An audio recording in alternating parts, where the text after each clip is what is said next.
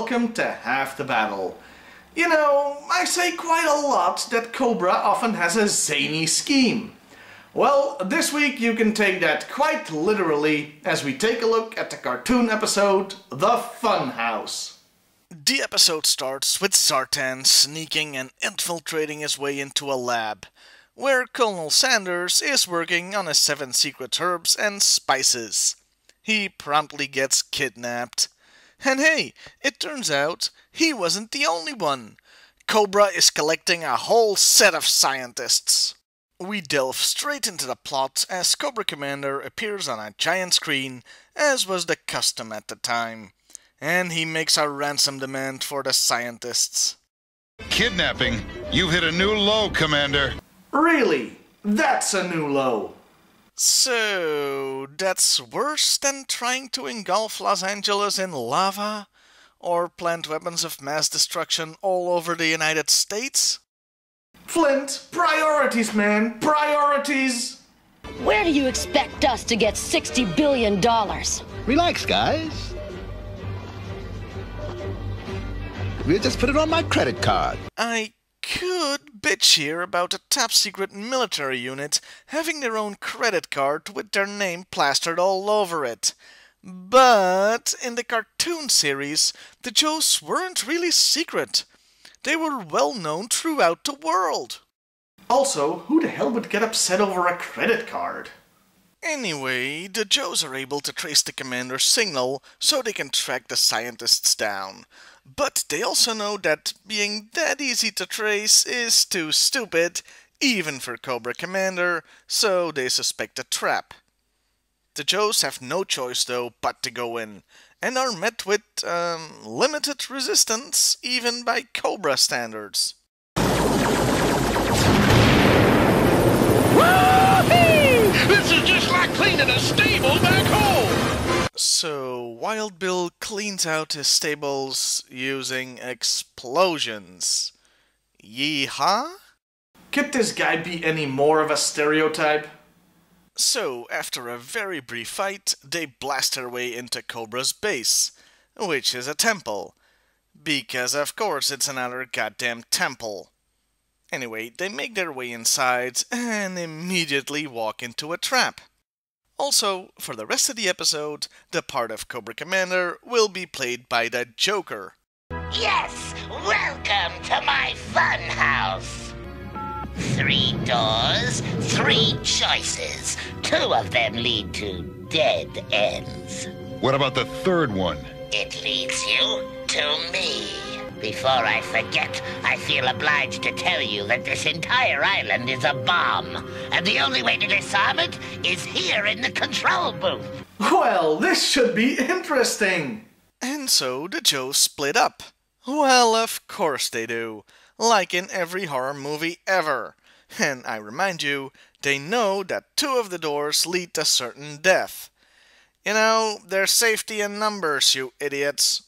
Dusty and Airtight, who by the way has the mother of all widow peaks, are soon confronted by balloons. Globophobia sufferers may want to look away now. Dusty, being an idiot, pops one of them and is treated to the finest hallucinations LSD can buy. He's taken out by Airtight, who promptly runs away.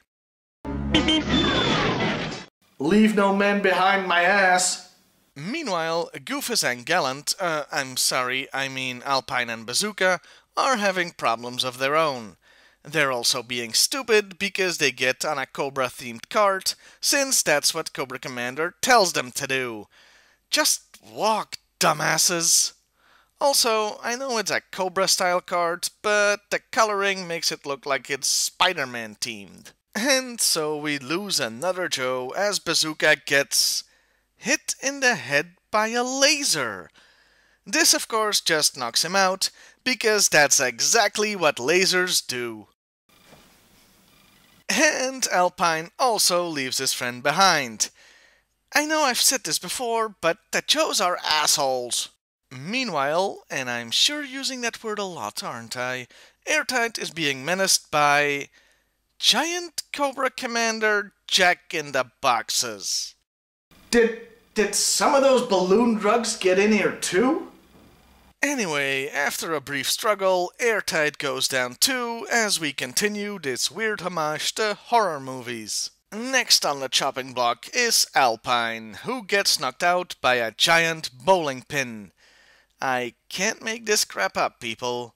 But hey, at least a black guy didn't die first, avoiding that cliché. Well, I say died. I mean, nobody ever dies in the cartoon, but you know what I mean. We do find ourselves in a cliché, though, when we discover the chaste girl, or in this case, the only girl. I don't know if she's a virgin, and I really don't care. Lady J and the love interest Flint are the only ones left. They are confronted by giant versions of the Cobra Commander action figure. Oh my god, my nightmares start the same way. Only, in my case, they're orange. They managed to destroy some of the incredible product placement, but Lady J is taken out.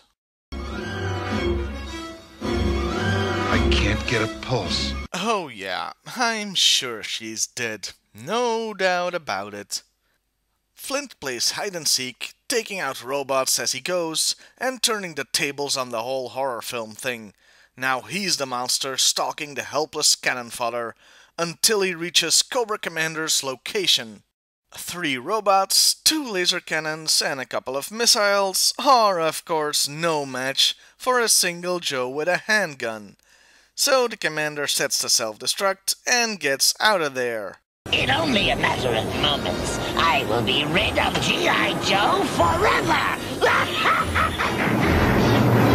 Well, except for the dozens of Joes that aren't actually in this episode. Dumbass. Flint makes his way to the control room and tries to stop the self-destruct by hitting the console with his fists. Yeah, good luck there, buddy. Then we find out Lady J is alive. Okay, big shock there. Especially since when Flint was checking for a pulse, he was wearing freaking gloves.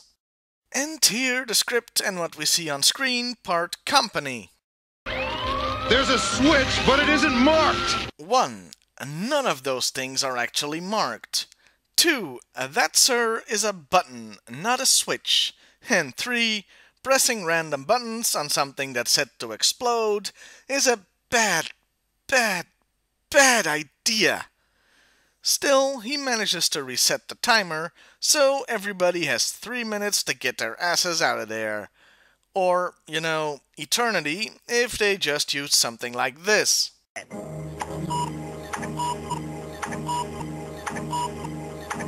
On his way out, Flint picks up Dusty. That means Airtight left his buddy to die. Everybody makes it out and into their jets just as the place blows up in a nuclear explosion? Wait, what? I'm not imagining things, am I? That is in fact a freaking nuke going off. Once again, I don't think that was in the script. Anyway, they all make it out safely, so we have our happy ending for the episode. Although I have this nagging feeling that we've forgotten something. Oh, right, the kidnapped scientists. You know, the thing that set this whole plot in motion? Cobra Commander is gloating that G.I. Joe has been destroyed, and he has Colonel Sanders, Professor McDonald's, and, Dr. Wendy's. But before he can even truly get his gloat on, he is interrupted by a couple of missiles hitting his base. A base that's another goddamn temple. What, did they have a wholesale on the damn things when Cobra was starting out? Well, they must have had, because this temple is the exact same design as the one from the second miniseries, The Revenge of Cobra. That's just lazy art reuse. After a brief battle, Cobra is inevitably defeated, and the day is saved. It turns out that they had kept Wild Bill in reserve, and he followed the commander when he fled his Funhouse base. If only they did that every time, or even right now, then the bad guys wouldn't escape all the damn time.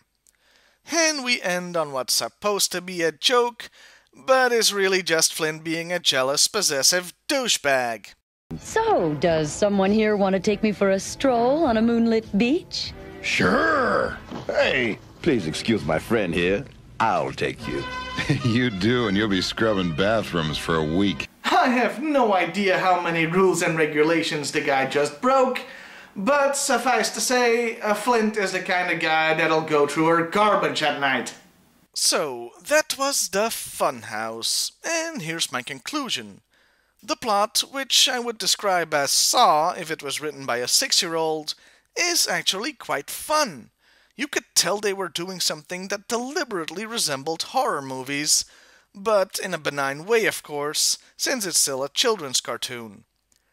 Of course, the whole plot hinged on Cobra Commander being an egomaniac who wanted to have his fun instead of finishing off the Joes, since he could have blown them all to hell at any time. Still, that's really all you can expect from a Saturday morning cartoon villain, so I'm not too put out by it. There were some problems, though. I mean, for one thing, there were a lot of discrepancies between what was in the script and what was actually seen on screen. There's the switches that were actually a button, the explosion, which I don't think was meant to look nuclear, and the line from Cobra Commander that he could destroy the entire G.I. Joe team in one fell swoop, when we clearly didn't see every single Joe on the island. My other problem was the final battle at Cobra's real base. It felt tacked on, and I would have preferred to have seen the time devoted to more shenanigans inside the Funhouse, with them just rescuing the scientists there. Lastly, I freaking can't stand Flint's character when it comes to his relationship with Lady J. This is the kind of douche restraining orders were invented for. Overall, though, this was a fun little episode that is definitely worth checking out. See you next week, everybody.